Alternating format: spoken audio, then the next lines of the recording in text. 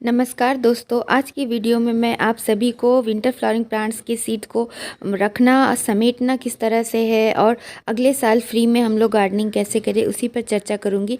Free में gardening अगले साल हम लोगों को विंटर में करना है, तो इस साल हम लोगों को फूलों के पौधे से बीजों को कलेक्ट कर रखना बेहद ही ज़रूरी है। फ्री में गार्डनिंग करनी है तो थोड़ी मेहनत तो करनी पड़ेगी, तो चलिए हम लोग बीजों को कलेक्ट करते हैं। तो दोस्तों ये सबसे पहले नंबर पर आप लोगों को दिखा रही हूँ सैल्विया का खूबसूरत सा फूल। इसके भी अब सीड्स बनने लगे हैं। तो फ्लावर के अंदर फ्लावर ये इस तरह से होता है, काफ़ी खूबसूरत होता है। तो इस तरह से देखिए, इसके जो सूखे हुए फ्लावर होते हैं उसके अंदर ही काले काले से सरसों के जैसा बीज बना होता है। तो एक सीड पॉट के अंदर 4 से 5 बीज निकलते हैं। तो इसी के अंदर आप लोग बीज निकाल कर कलेक्ट करें। नेक्स्ट दोस्तों ये नेस्टेशियम के फ्लावर दिखा रही हूँ।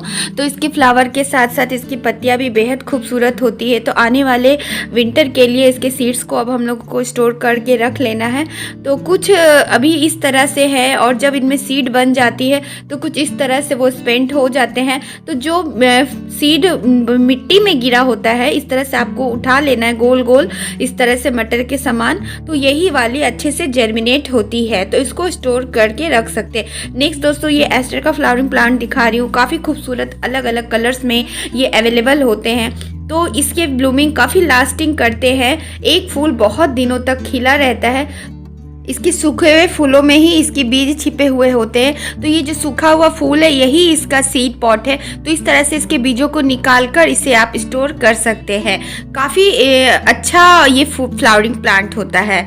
नेक्स्ट दोस्तों इसे बगुना का फ्लावरिंग प्लांट या एनुअल क्रिसैंथेमम कहते हैं। बहुत ही सुंदर सुंदर इसके कलर्स होते हैं, और ये सारे बीजों से ही मैंने ग्रो करी हुई है।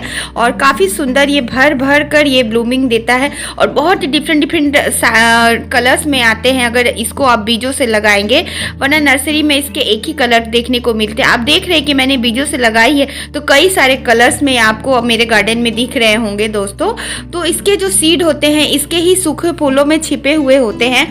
तो इस तरह से इसके बीजों को निकाल कर और धूप में 1 से 2 दिन सुखाकर फिर इसे अच्छे से स्टोर करना है।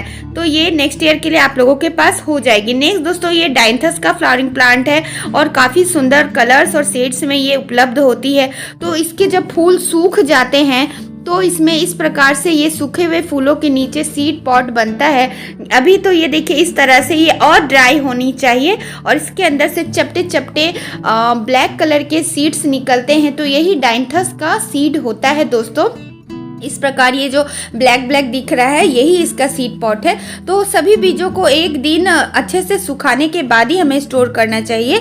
तो नेक्स्ट दोस्तों ये मैरीगोल्ड का फ्लावरिंग प्लांट दिखा रही हूँ। खूबसूरत अलग अलग शेप, साइज और काफ़ी सारे वैरायटीज़ में उपलब्ध होती है। तो ये वाली देखिए इसके सीड्स मैं कलेक्ट कर बताऊँगी। तो ये भी मैरीगोल्ड के सूखे हुए फूलों में ही इसके बीज छिपे हुए होते हैं, तो इसको भी आप स्टोर कर सकते हैं। नेक्स्ट दोस्तों ये बर्बीना का फ्लावरिंग प्लांट है।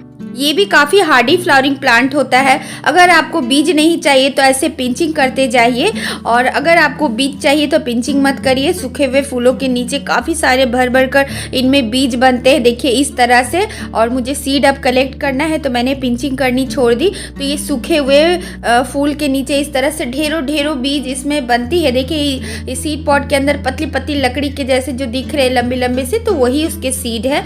नेक्स्ट दोस्तों ये है स्टॉक के फूल दिखा रही हूँ। कई सारे कलर्स में आते हैं, देसी और हाइब्रिड दोनों। तो ये हाइब्रिड वाला है और ये देसी वाला है। तो हरा हरा जो ये लंबी लंबी यही इसके बीज हैं, और सूखने के बाद देखिए इस तरह से इसके सीड पॉट बनते हैं। इसके अंदर ही पतले पतले बेहद ही चपटे चपटे ब्राउन कलर के सीड्स निकल कर आते हैं। देखिए इस तरह से, ये देखिए यही इसके सीड्स से काफ़ी हल्की होती है।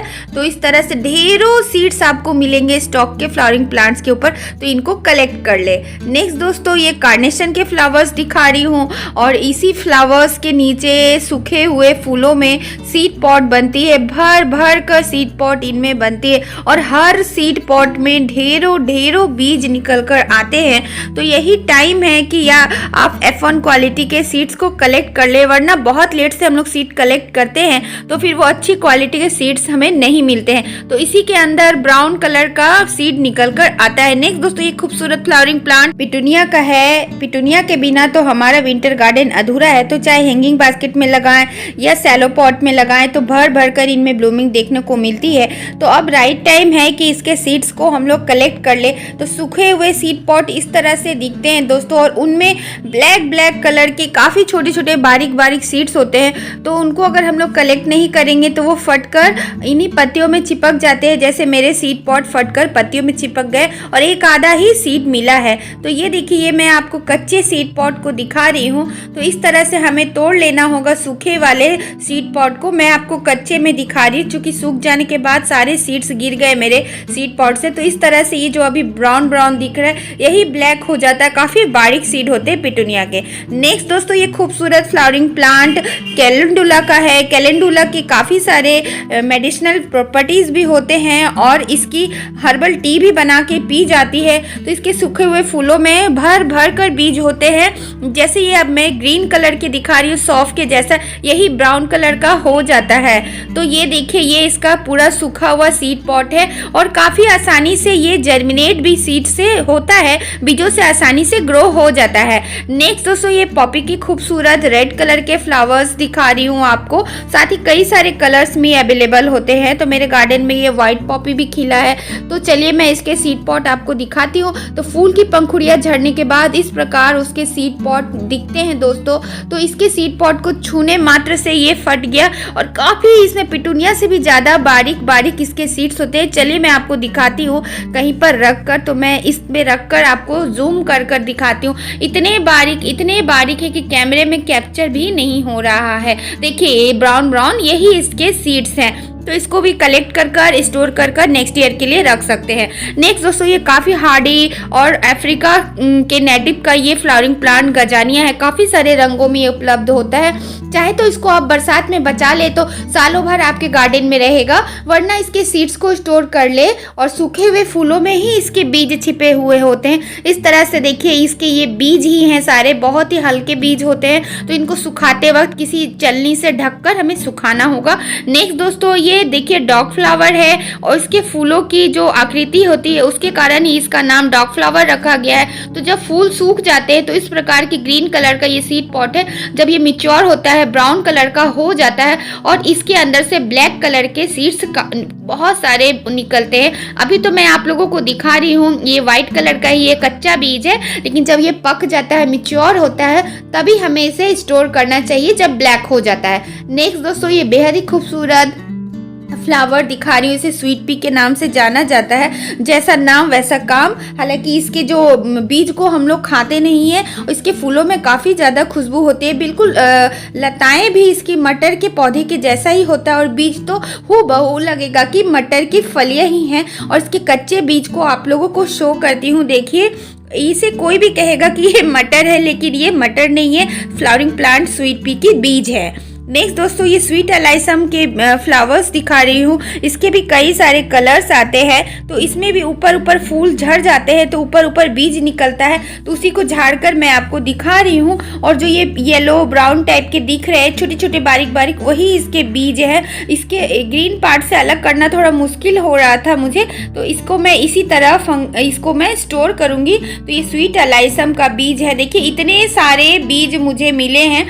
तो इसको आप चाहे तो अलग भी कर सकते हैं, थोड़ी मेहनत लगेगी। नेक्स्ट दोस्तों, ये मैं लेटूस यानी कि सलाद पत्ता के पौधे को दिखा रही हूँ। तो इनमें भी बीज बनते हैं। तो अगर आपने सलाद पत्ता का पौधा लगा कर रखा है तो देखिए उसको छोड़ दीजिएगा, तो इस तरह से उनमें स्टिक निकलकर ऊपर से एक फ्लावरिंग भरपूर निकलकर आती है। और जब ये फूल सूख जाते हैं तो इन्हीं फूलों में इसके बीज छिपे हुए होते हैं। तो हर फूलों में तो बीज छिपा हुआ होता है, बस हमें पहचाननी है कि उसे किस तरह से निकालना है और किस तरह से उसे स्टोर करना है। तो आगे मैं बताऊंगी कि इन बीजों को कैसे हमें स्टोर करना है।